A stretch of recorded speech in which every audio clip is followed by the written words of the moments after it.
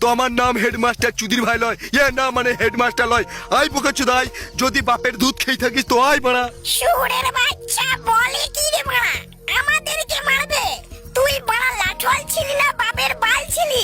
চুদির ভাই যদি যাই না পিটিয়ে এক জায়গা করে দেবো।